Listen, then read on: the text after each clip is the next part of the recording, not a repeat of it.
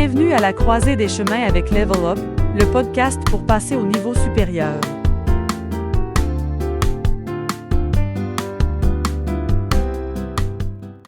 Alors bonjour tout le monde, j'ai le plaisir d'animer aujourd'hui le podcast de Level Up. Je me présente Lynne Bouchard.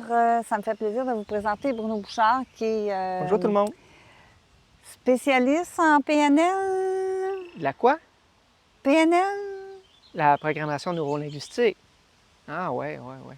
Alors, Spécialiste, oui, en toute autre chose, en coaching aussi. OK. Donc, brièvement, là, peux-tu m'expliquer en quoi consiste la programmation neurolinguistique?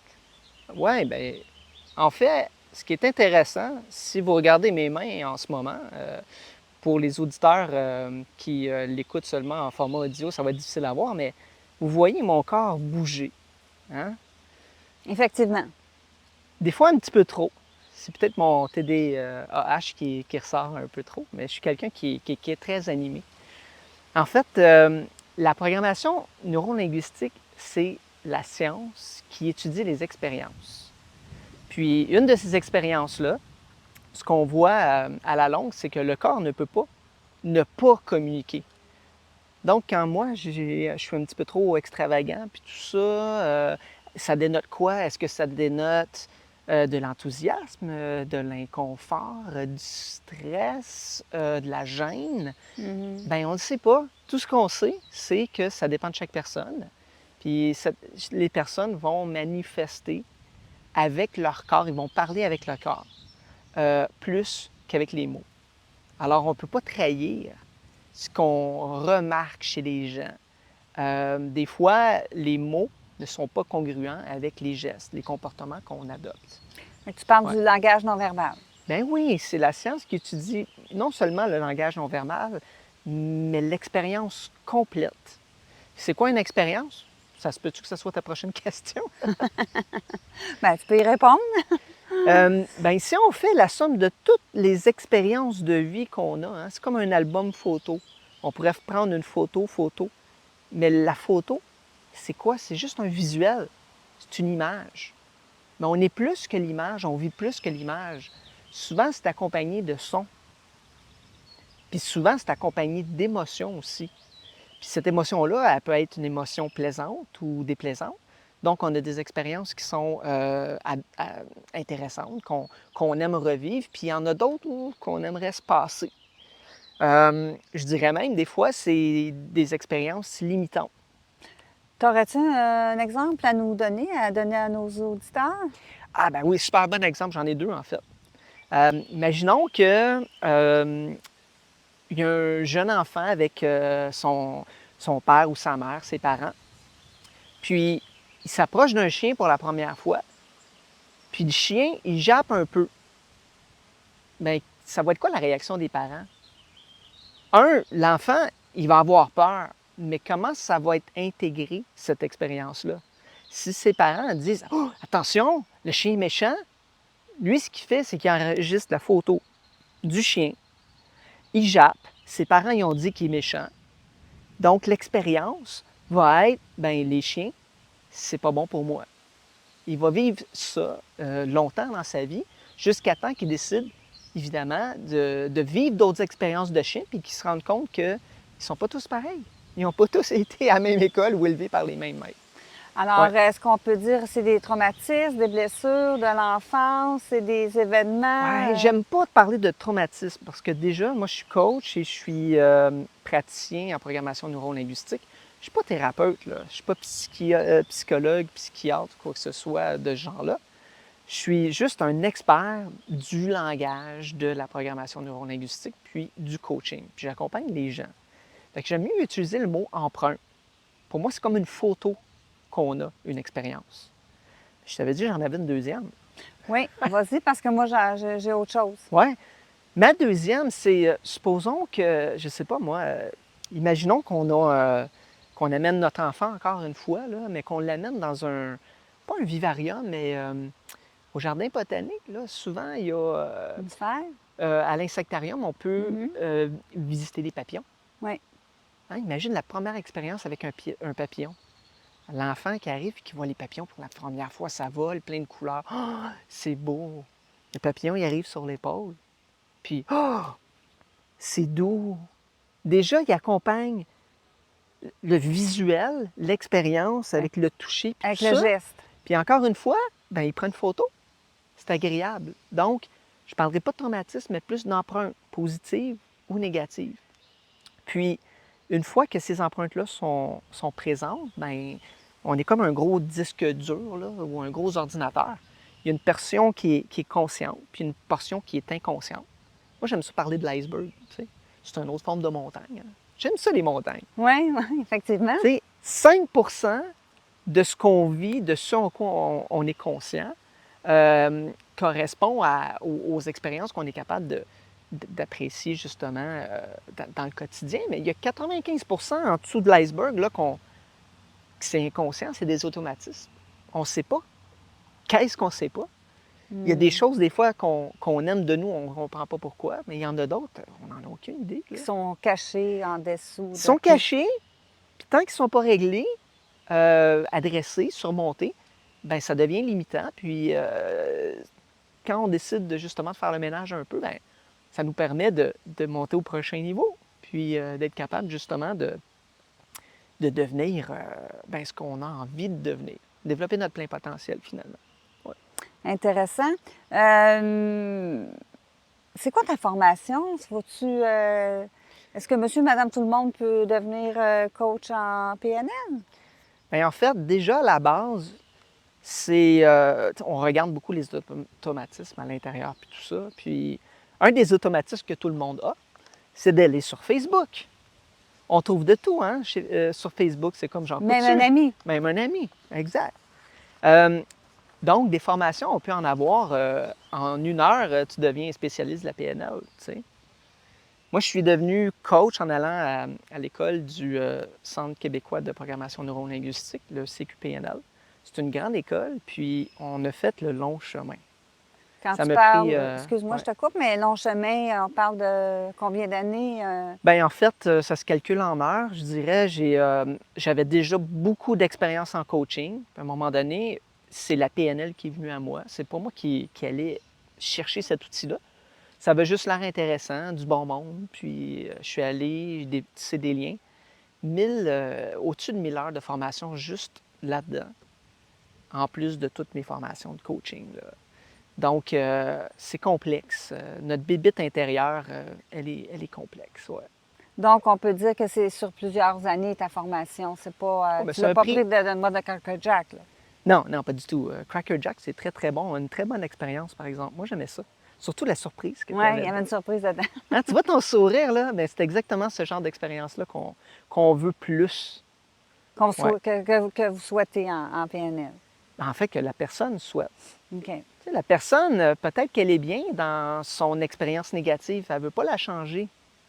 Parce que, tu sais, le corps humain, c'est comme une balance.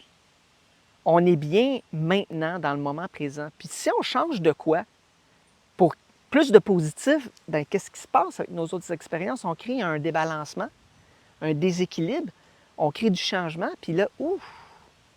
Des fois, on n'aime pas ce qu'on voit. Fait qu'il faut que la motivation soit plus grande que juste l'inconfort qu'on a de ce changement-là. Est-ce Ouais. que les changements doivent partir, que ce soit intrinsèque à la personne? Ah oui, ça revient à chaque personne. OK. Donc, si la personne, elle ne veut pas, elle n'est pas prête, on questionne est-ce que c'est vraiment un changement bon, sain et durable dans le temps? Tu sais, la dernière chose qu'on voudrait, c'est changer quelque chose, puis finalement, ton habitude revient. Bien, dans les expériences, j'ai comme l'image là, d'un sentier. Tu sais, la première fois que tu marches dans un sentier qui n'a pas été aménagé, l'herbe est longue. Bien, tu passes une première fois, mais l'herbe, elle reste longue. Tu passes une deuxième, une troisième, une 10e fois, puis là, ça commence à baisser un peu. Mhm. Rendu à la 100e fois, tu es rendu avec un nouveau chemin. Le chemin est tracé d'avance, puis beaucoup plus facile. Fait qu'en programmation neurolinguistique, on pratique de tester ces expériences-là dans un environnement sécuritaire pour que l'inconscient dise « Ah, ben oui, c'est bon pour moi, je suis capable de le faire. » Donc, on répète, puis finalement, on trace le chemin, puis ça fait des changements qui sont plus durables. Ouais. Ça se passe où, ces séances-là? Est-ce que c'est à domicile, à ton bureau, Ben, dans un parc? Ça peut se passer n'importe où dans la région métropolitaine de Montréal. L'inconvénient est le suivant. Moi, je fais du coaching de façon internationale. Vraiment, je suis toujours branché sur un écran, puis je ne la vois pas, la limitation de la boîte. J'ai appris à aller au-delà. Puis j'aide vraiment les gens partout à travers le monde. Ça me fait plaisir d'accompagner les gens en personne. C'est toujours beaucoup plus agréable en personne, mais c'est limitant. Donc, pour ceux qui sont près de Longueuil ou de Montréal, bien, Coaching Carrefour, vous allez sur le site, vous pouvez prendre rendez-vous avec moi en personne. Mais si vous êtes plus loin, laissez-vous séduire par tout le côté virtuel puis la super plateforme de Coaching Carrefour. Amener une autre expérience, là, une expérience positive, ludique et plaisante. Wow, Ouais. c'est intéressant. Puis, j'imagine qu'il y a une base de confidentialité, tout ça, là. Vous avez un code de déontologie? C'est certain. Je veux dire, la PNL, pour moi, c'est un outil. C'est le fun. C'est rare que quelqu'un arrive et vienne voir. « Hey, j'ai vu Tony Robbins à la télé, puis tu pourrais-tu régler mon problème avec la PNL? » Ben, déjà, est-ce que c'est vraiment un problème pour toi? Oui. Puis deux, la PNL, est-ce que c'est la solution pour toi? Tu sais, qu'est-ce que tu as essayé, puis tout ça. Vite, on va tomber dans l'exploration de tes besoins, de l'objectif, cadrer un petit peu l'objectif pour comprendre tu t'attends à quoi, tu pars d'où, tu vas aller où, puis comment tu vas savoir que tu es arrivé, puis que tu as réussi, soit ta situation de passer par-dessus ton défi, ta situation limitante ou atteindre ton objectif. Donc, si c'est un outil, bien, c'est quoi mon processus? Moi, je suis coach à la base. C'était ma question. Hein, c'était ta question. Puis le coaching, c'est vraiment dans mon ADN. C'est dans ma peau, mes os, partout. J'en respire depuis plusieurs années. J'accompagne les organisations, autant au niveau exécutif qu'au niveau des équipes, vraiment à aider à devenir meilleur. Et puis, le coaching est beaucoup plus intéressant, je dirais, dans la démarche d'accompagnement. Pourquoi? Pourquoi? Parce que déjà, souvent, on n'a pas besoin d'aller très, très loin à l'intérieur de soi pour explorer, puis changer une situation limitante. Des fois, ça peut être juste une conversation. Ça peut être juste d'adresser puis de poser la bonne question. Puis souvent, une question qui fait réfléchir puis qui amène une prise de conscience va aller beaucoup plus loin. Mais ce n'était pas ta question. Ta question était est-ce que je suis, dans le fond, encadré avec un ordre professionnel? Donc, oui, parce que je suis coach certifié avec l'Institut, en fait, la Fédération de coaching international. Donc, ça, c'est vraiment régi, encadré. Et puis, je vous dirais qu'au début de cette fédération-là, la PNL n'était pas très, très présente, la programmation neurolinguistique. On ne comprenait pas ce qu'on ne comprenait pas, puis on dit non, non, nous, c'est régi, c'est comme ça. On veut absolument avoir des coachs professionnels qui savent ce qu'ils font. Puis là, bien, soudainement, la PNL, ça fonctionne, ça donne des résultats, on comprend mieux avec la neuroscience et tout. Puis là, ça en fait partie quasiment maintenant. Donc, Oui, c'est intéressant. Puis est-ce que le PNL chevauche un peu l'hypnose ou est-ce que vous vous servez de ce... Bien, c'est une super bonne question. Ouais. Souvent, tu sais, les gens vont dire « Ah, c'est quoi la programmation neurolinguistique? Est-ce que je suis en train de me faire reprogrammer? Je vais faire un reset? » ou, tu sais? C'est un peu ça hein, qu'on fait. Ce qu'on fait en programmation neurolinguistique, c'est qu'on permet de prendre nos habitudes inconscientes, bonnes ou mauvaises, on les regarde en essayant d'ouvrir un peu le canal de communication, si tu veux, entre ces mécanismes-là. les rendre conscients, dire ah, mais ça, j'aime ça, j'aime pas ça. Puis finalement, on fait une nouvelle empreinte plus plaisante. Les empreintes que tu parlais tantôt. Ben oui, exact. OK, c'est intéressant. Je comprends mieux. Mais je vais pas parler de l'hypnose. L'hypnose, tu vas à un degré un peu plus loin. Donc, la personne qui voudrait de l'hypnose ou quand on sert de l'hypnose ouvertement, souvent, il y a des gens qui sont très, très cérébraux, puis ils ont de la difficulté à se détendre puis d'accéder à l'intérieur de soi. Donc, ça prend un peu plus d'aide. Ça prend de modifier un peu notre état de conscience pour ouvrir ce canal-là un petit peu plus grand puis voir vraiment, ah, OK, c'est comme ça que ça fonctionne à l'intérieur. Puis là, oui, je comprends mieux ça. Ah, ben, finalement, mais je ne veux pas le changer. Donc, l'hypnose qu'on pratique, c'est l'hypnose ericksonienne qu'on parle. C'est un monsieur que j'admire beaucoup. Je pourrais même raconter son histoire là, Dans un autre prochain podcast, balado. si vous voulez. Mais vraiment une personne extraordinaire. Bref, il était paraplégique et puis il a réappris à réutiliser ses membres. Et c'est lui qui, à l'aide de l'hypnose, tout ça, qui a influencé beaucoup l'hypnose moderne, pas de spectacle. Vraiment être capable d'amener un objectif qui va permettre à une personne d'être en état vraiment ressource, mais en allant un petit peu plus profond dans l'inconscient, je te dirais. Est-ce que les gens, vous servez de l'hypnose quand les gens ont besoin de travailler des choses un petit peu plus en profondeur? On le propose. OK, Il y en vous a le qui arrivent proposez. et Ce qui n'est pas disent... que ça. Ce n'est pas que ça. Non, non, pas du tout. OK, Je parfait. dirais pour une personne qui vient me voir, là, sur 20 coachings, je fais peut-être une proposition d'une petite hypnose de 5-10 minutes. Peut-être qu'on peut appeler ça une méditation. Ah, Mais tu vois? le coaching est tellement intéressant parce que c'est une vraie conversation. La personne est là, on est présent. Puis, One. exact. Bon niveau de profondeur. OK. Mais il y a des gens qui peuvent arriver et disent hey, moi, là, j'aimerais tenter d'arrêter de fumer, par exemple. Bien, on peut faire l'expérience. On ne peut pas promettre. Par contre, ça donne des résultats vraiment intéressants. Puis ça dépend de chaque personne. Ouais. Hey, c'est intéressant. Est-ce qu'il y a des limitations dans la programmation neurolinguistique? Y a-t-il des choses qui peuvent vous freiner? Puis Moi, je ma dirais... question a deux ouais. volets. OK, parfait. Dans le sens que deux volets, dans le sens ça. Puis est-ce que les gens ont peur? Bien, en fait, les gens, des fois, ont peur. Puis quand on a peur, bien, on a peur pourquoi est-ce qu'on le sait? Est-ce que c'est une croyance populaire, quelque chose de fondé avec des faits ou pas? Moi, je vous invite à être votre propre juge, c'est certain.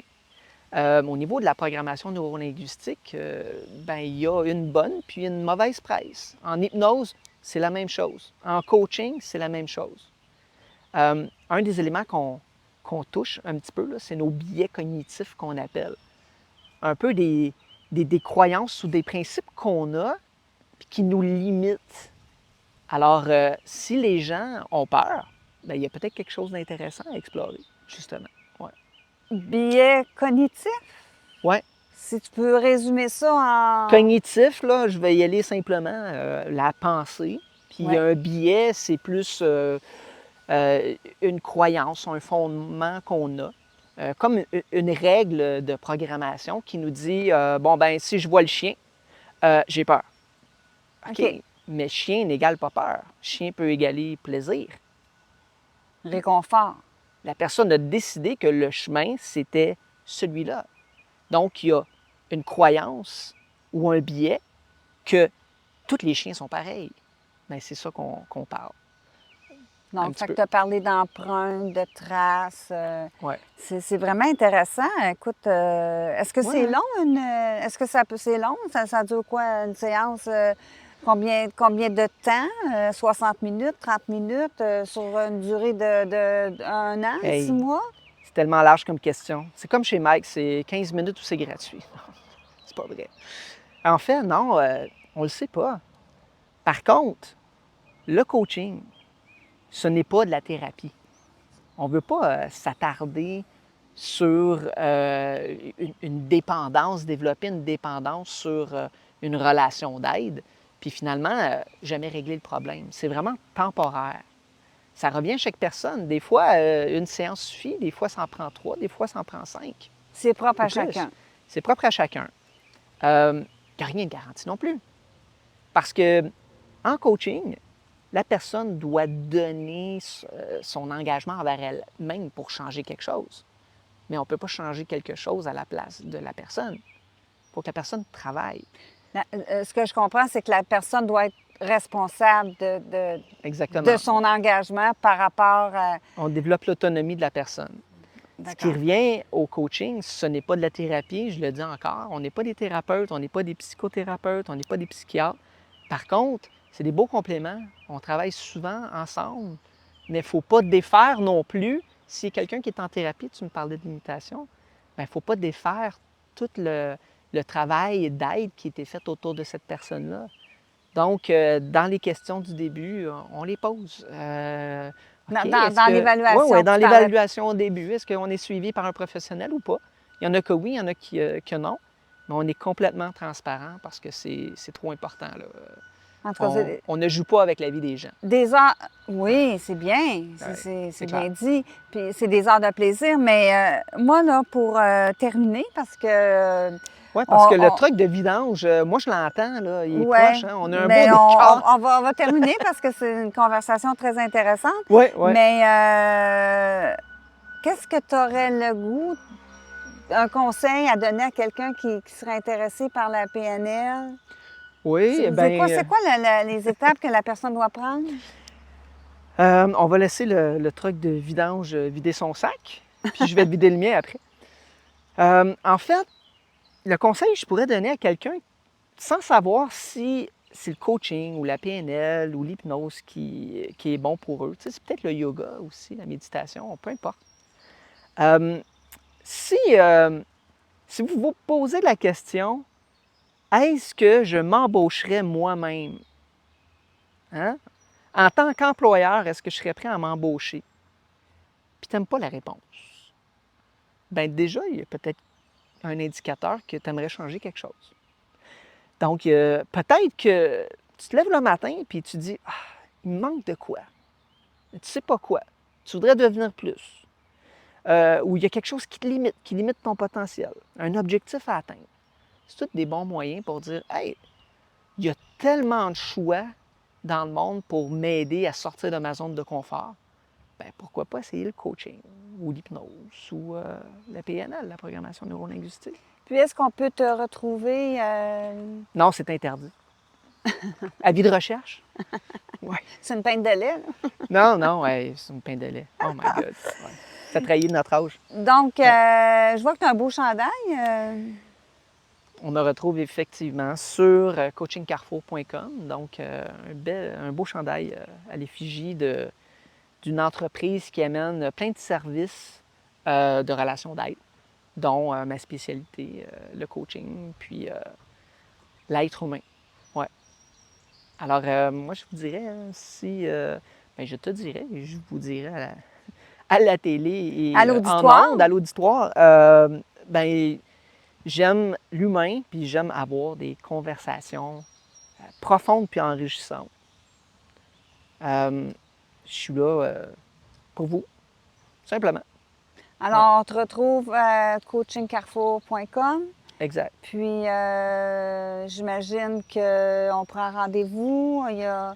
Tout est indiqué sur la page service. C'est difficile à manquer. Fait qu'on a juste à aller dans le service, puis... Ben oui. Oui, même sur Google, vous allez voir les Google Reviews. Là. On ne peut pas tomber à côté de ça. Jugez par vous-même. Ouais. Hey, je te remercie beaucoup, Bruno. Hey, ça fait plaisir. Hein? Yes. Alors, notre mot magique pour la fin, parce que c'est la fin de notre balado podcast pour aujourd'hui.